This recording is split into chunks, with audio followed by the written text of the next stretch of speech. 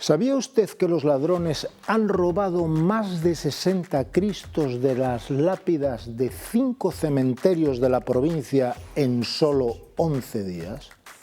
¿Sabía usted que codician el cobre o la chatarra que componen alguna de estas figuras? ¿Está nuestro patrimonio rural desprotegido? ¿Cómo podemos protegerlo si cada vez hay más habitantes en el Camposanto que en el censo de la aldea? Las preguntas que usted se hace cada mañana también nos las hacemos aquí. Las respuestas en 15 segundos arrancan portada.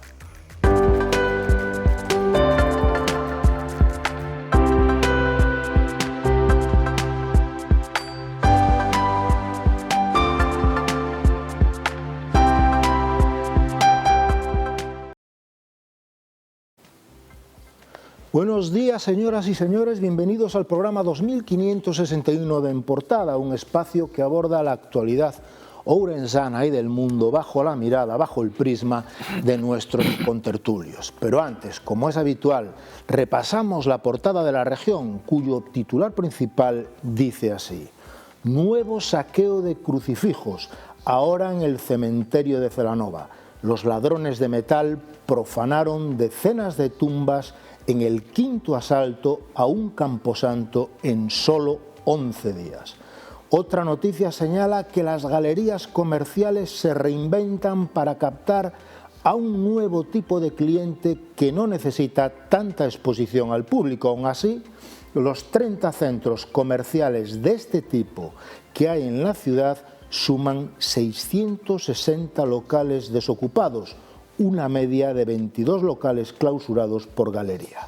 El diario también señala que ni las ambulancias ni los bomberos tienen acceso a la caótica Avenida de Portugal, cuyas obras siguen paralizadas.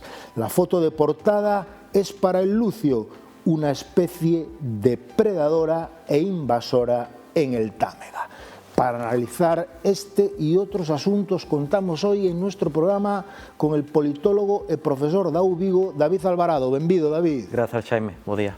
Tamén contamos co deal da Catedral e responsable de Cáritas en Ourense, José Ángel Feijóo Mirón. Benvido, José Ángel. Bo día.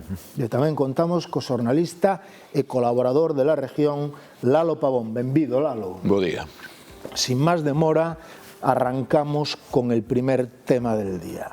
Roban el cobre de la señalización de las vías del tren, roban el cobre de los cables de la comunicación telefónica y ahora roban el cobre o la chatarra de los cristos que custodian las lápidas de nuestros difuntos.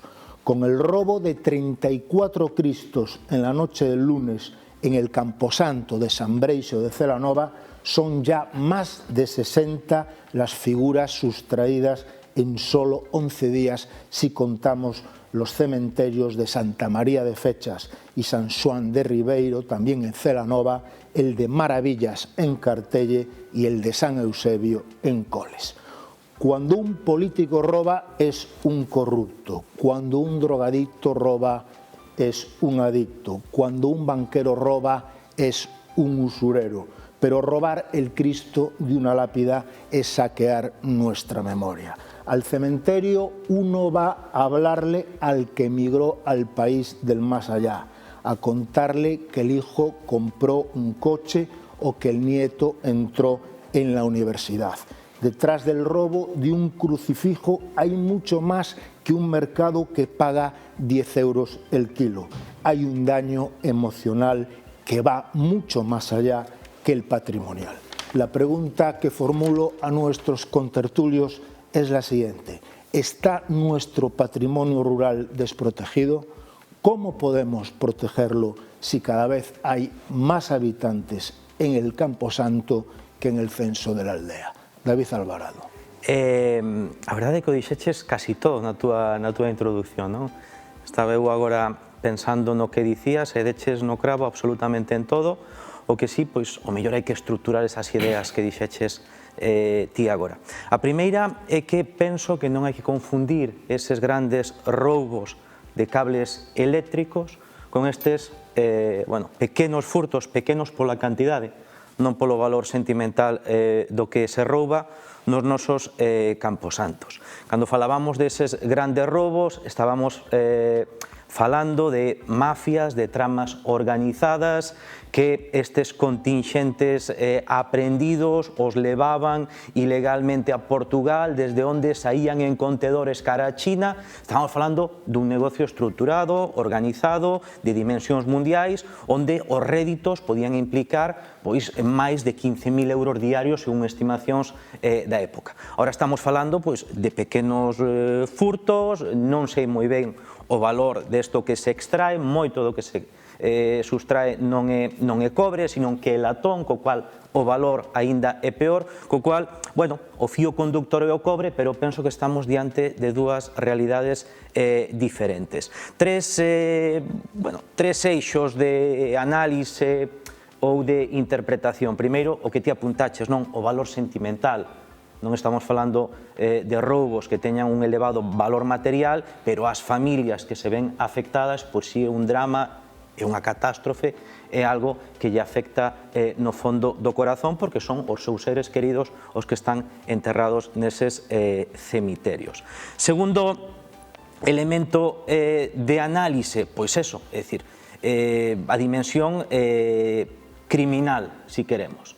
Pero eu penso que nesa dimensión criminal temos que disociar o que está acontecendo estes días aquí con esas grandes tramas organizadas. Non podemos confundir o nivel de análisis. Moi poucos euros, penso que moi poucos centos de euros pode implicar eso no mercado negro.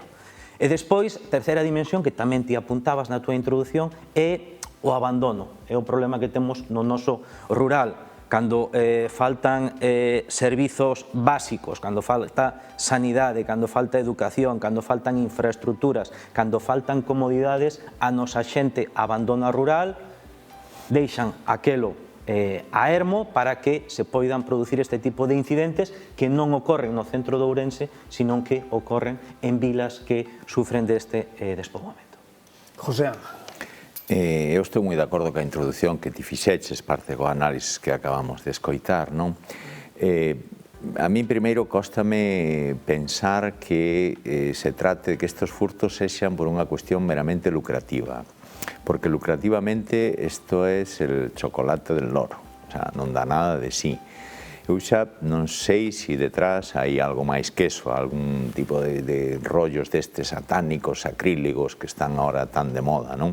E ás veces eses crucifixos son moi fáciles de quitar das lápidas, non? E despois xa realmente o maior dano é un dano sentimental. De feito, unha das cousas peores que se pode facer a alguén é mentarlle os seus difuntos, digamos, en plan negativo, non? Entón, penso que isto a nivel sentimental, a nivel da memoria, do cariño, do sentimento da nosa xente, que ademais, si din Galicia sempre se caracteriza en parte por eso, non? Por ese apego tamén aos nosos difuntos, non? Entón, por eso me parece realmente repulsivo, diría, non? É dicir, ter tan pouca sensibilidade como para xogar con eso que está máis no fondo do noso corazón, que son os nosos difuntos, non? Por eso, eu non sei se isto é un furto, xa digo, que detrás está simplemente unha cuestión lucrativa que pode ser mínima, non? Ou si empeza a haber outro tipo de intereses e de tonterías, non? Porque a veces estes crucifixos véndense tamén por aí, entón faise todo tipo de tonterías. E despois, como evitar isto? Realmente é moi complexo, non? É dicir, todo o noso patrimonio rural temos un gran problema. Unha das grandes dificultades que temos na Igrexa, na nosa diocese, é esta, non? O inmenso patrimonio cultural que temos nas igrexas, pero que son igrexas que en povos en donde casi xa non hai xente, incluso as igrexas moitas veces están apartadas, están un pouco afastadas do núcleo poblacional, en torno está o cementerio. Esa é unha das grandes dificultades que temos, non? É donde, pois non sei, patrimonio, pois o mellor hai que poñer máis medios para poñelo en valor e ao mesmo tempo para tratar de mantelo, cousa que non é doado, certamente. Claro. Eu non sei moi ben onde clasificar, comparto todo o que se dixo, pero non sei moi ben onde clasificar porque é unha trama organizada pois no sentido de que mencionaba Alvarado non a vexo eu. Pero é certo que todo é susceptible de ser roubado, todo, por o escasísimo valor que ten. O poeta que se creía miserable miraba para atrás e viña outro que recollía o que el tiraba, non? Bueno, sempre hai xente vencellada ao mundo das adiccións e tal. 1 euro ou 2 euros ou 3 euros poden ser unha cantidad significativa para eles, o sea que tampouco descartaría. É certo que nos camposantos o valor é simbólico do material que se leva é simbólico. O que pasa é que o simbólico ten peso e entón é importante. E logo a protección do patrimonio no rural. Non hai maneira de protexelo, non hai maneira, porque que poñemos guardias civiles que non hai a vixilar, servicios de seguridade privada que non temos, que non podemos pagar, non é que non os teñamos, non se poden pagar, sitios que están aillados, que están lonxe do movimento que poidera disuadir, pero estes roubos son sinxelos, nin requiren unha gran infraestructura para leválos a cabo, nin tal, é moi fácil. Eu estou pensando agora en algúns cementerios que teño na cabeza, empezando polo do meu povo, que é un cementerio xa así, de certo nivel, que está integrado na civilización urbana do povo e é moi fácil, é que está aberto, aínda que ten portas e as portas están pechadas, pero son de libre acceso, o sea que de noite non hai nadie polo cementerio e a xente durme que está por ali cerca. É fácil meterte ali e levarte, eu que sei, non sei cuántas cousas te podes levar de ali, pero moitas. Non estamos falando agora de roubos de metal, pero hai o das flores nos cemiterios, ese é máis lucrativo. Hai pouco detuveron a unhas persoas que se dedicaban a vender flores, que tiñan un negocio de flores, e iban a buscar ao cementerio, vendíanas polo día, e pola noite, que estaban ali nas tumbas e tal, iban a buscar para volver a vender. Ese tipo de negocio xa hai máis de 30 anos. Un coñecido persoeiro de Ourense e outro de Lugo terminaron no caldeiro polo mismo, vendían flores polo día en Lugo e iban a roubar o cementerio pola noite. Entón hai unha casuística ampla, no tal. A protección eu creo que é imposible. As igrexas aínda, si metes un sistema de alarma ou de tal, pero os cementerios non hai forma de... Sí, pero bueno, os cementerios na nosa provincia a maioría están en torno ás igrexas. Si as igrexas se consiguen de a maioría, si as igrexas de alguna maneira se conseguira, bueno, pues algún tipo de vigilancia, a veces por sinxela que sea, unhas cámaras ou así. Claro, que sucede con isto? Que de repente dinlle a iglesia que apague. Entón, claro, o pobre cura que está nun pobo que son 15 veciños, como vou pagar se non teño para pagar a luz, non? Entonces, ás veces, a administración, penso que a veces tampouco sin moito, algo se podría faer, porque a meirande parte dos nosos camposantos están en torno ás igrexas. Hai poucos que non estén cerca das igrexas. Entón, se hai un mínimo, eu que sei, 2 cámaras, 3 cámaras que se poidan poñer de alguna maneira para vigilar eso, bueno, pois ao mellor algo disuade, non? Tampouco é... Eu sei que a maioría das cámaras utilízanse pola nosa seguridade vial, non pola nosa seguridade. E outras colocan... Pero, bueno, algunha por seguridade do patrimonio, ao mellor non nos viña mal. E algunhas desas colócanse para que disuadan solo por a presencia, porque non funciona. Por eso, digo, bueno, pues a veces son pequenos xestos, non? Que algo penso que se podría faer, porque é unha pena que todo É dicir, o que pasou cos petos de ánimas, que había moitos sitios, non? Pois foron desaparecendo as figuras. Bueno, pero aí había algúns de valor. Sí, había, sí. Claro, pero isto estamos falando... Eu estou persuadido de que son un grupiño que, bueno, colleu ese filón polas razóns que sexan e co obxectivo que sexa, probablemente non tarden en ser descubertos. Curiosos, son todos un pouco na mesma zona, salvo de Coles, o resto son todos aí en torno a Celanova. Pero eso lévame a pensar que é algo tamén pouco preparado, pouco pulido ese sistema. Eu creo que as forzas de seguridade probablemente non tarden moito en...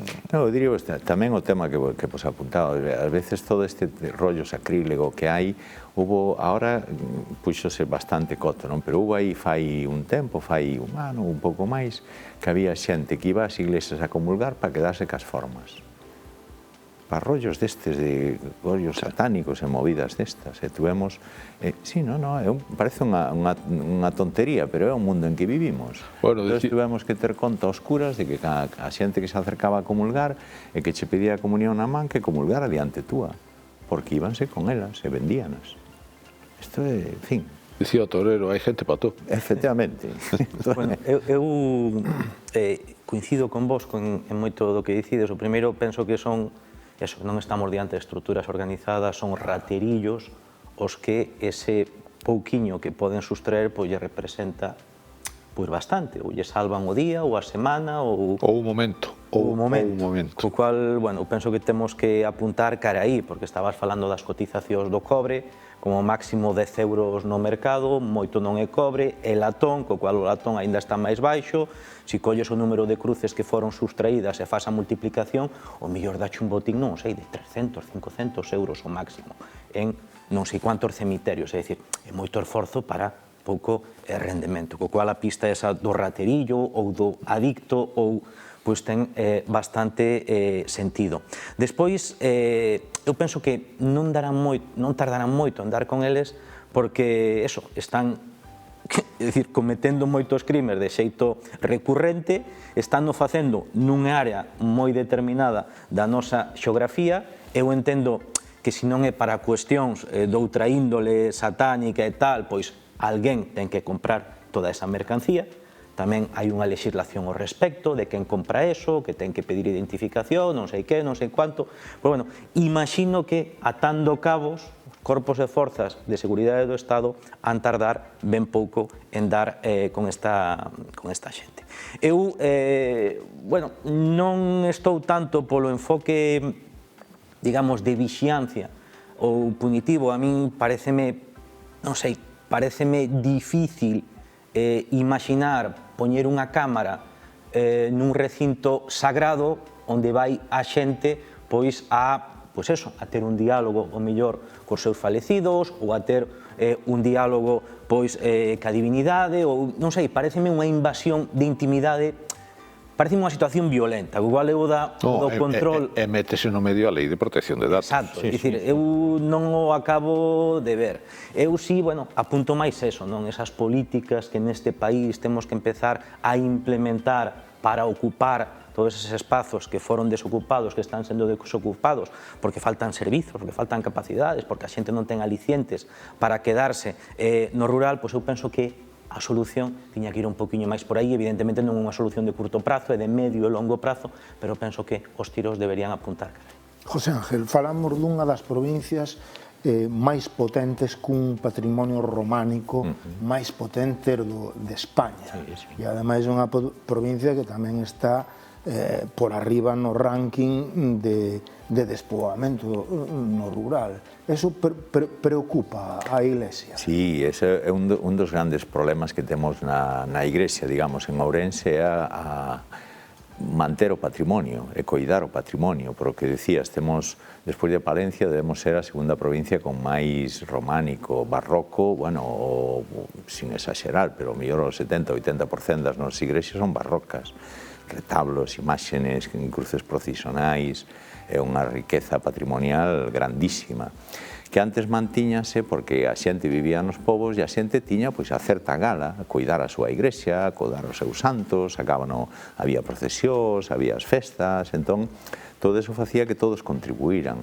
Ahora, inda que queiran é que non hai xente, na maioría dos nosos povos non hai xente, entón empeza a haber problemas en moitas igrexas, por exemplo, de humedades, pois retellar, que resulta difícil porque non hai que non pague. A isto engadimos as exixencias de patrimonio a hora de facer determinados arreglos e entonces resulta prácticamente inviable, non? Feito aí, xa hai anos que se leva faendo recoller moito do patrimonio nun intento de museo diocesano, non? En parte ahora está no archivo, en parte no archivo do seminario, moitas cruces procesionais, incensarios, moita da platería, por exemplo, está moita recollida, moitos santos. Por que? Porque xa non se poden custodiar nas igrexas, non hai forma. Pero claro, hai cousas que non, primeiro, o edificio non o podes mover. Despois xa hai parte do patrimonio que tamén é imposible. Un retablo barroco que che ocupa 5 metros por 3 ou por 4, eso é imposible de mover, non? Entón, esa realmente é dos grandes problemas que temos a Igrexa, a conservación do noso patrimonio.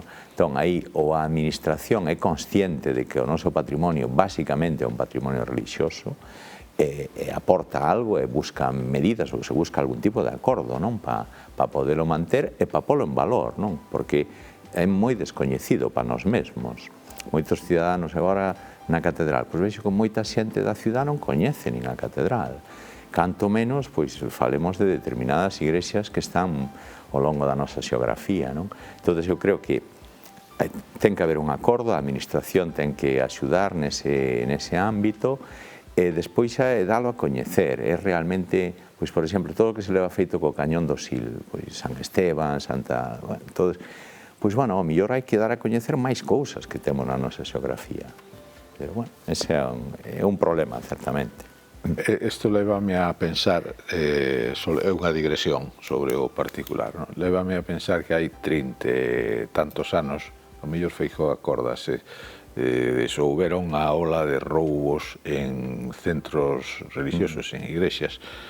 Por toda a provincia había a zona de Outomuro, Cartelle, tamén a zona de Carballiño, na Ribeira Sacra, Ouvera, e, bueno, detuveron, eran incluso atracos violentos, a veces había mezclado. Chamábase a banda dos encapuchados, non sei se vos sona. Bueno, pois fora así moi sonado porque eran roubos de valor e aparte por a forma, por modus operandi dos ladros. E detrás de todo eso apareceu un señor así xa de idade, non para andar por aí atracando, en fin, cousas, xa non estaba el, pero que era basicamente receptor dese material, perista, no todo caso, que sorprendeu a todo o mundo, non? E entonces o alcalde do concello de onde residía ese home, pois eu preguntei, oye, pero tú tiñas idea, aínda vive o señor alcalde, que xa non é señor alcalde hai moitos anos, tú tiñas a este home así identificado e controlado? Dice, claro, como non iba a ter, un experto en arte, tal, era un ciudadano de a pé, non era de profesión. Entonces, experto en arte, tal.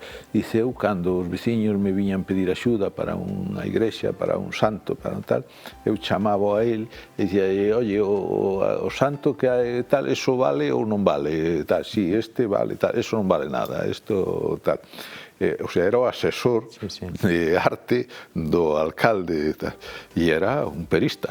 Non vou dicir, en fin, foi todo moi famoso, eu agora non vou dicir quenes eran porque todo isto xa pasou a historia, pero eso desapareceu porque, como ben di Mirón, as obras valiosas normalmente están apartadas ou están no outro lado, non?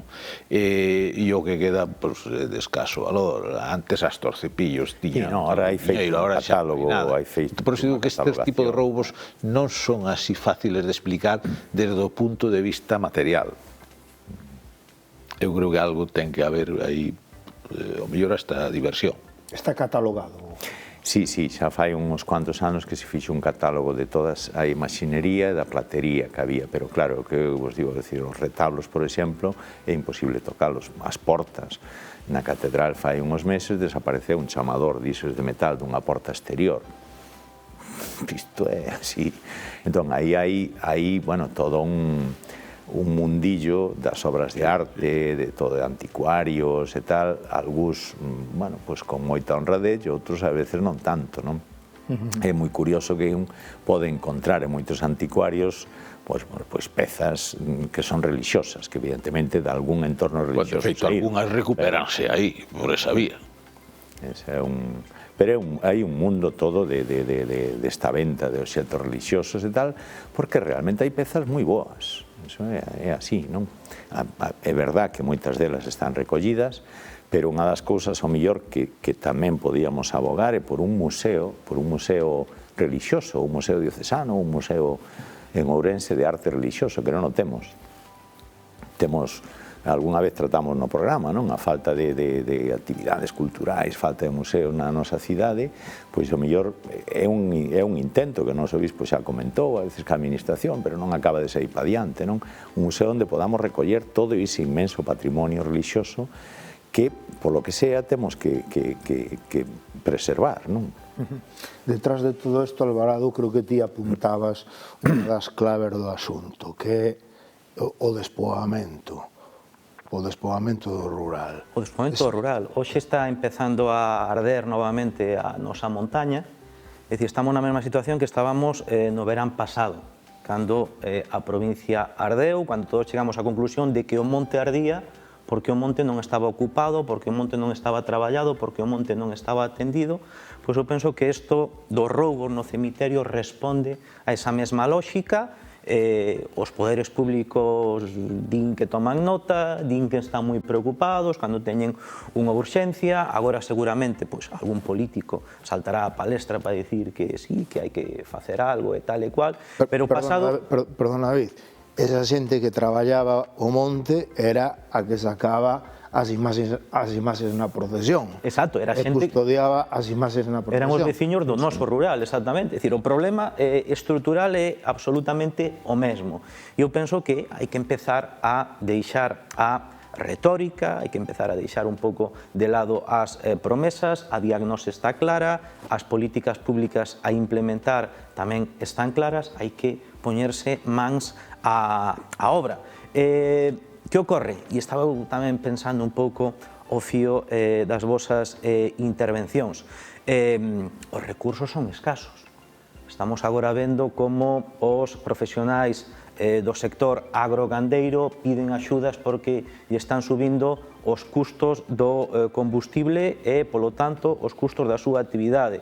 Estamos vendo como os consumidores xa están un pouco atemorizados polo tema da inflación e están exixindo ao goberno medidas. Estamos vendo como temos a rede pública de estradas completamente esnaquizada e requerimos que os poderes concernidos invistas, é dicir, as necesidades son moitas, os recursos son limitados.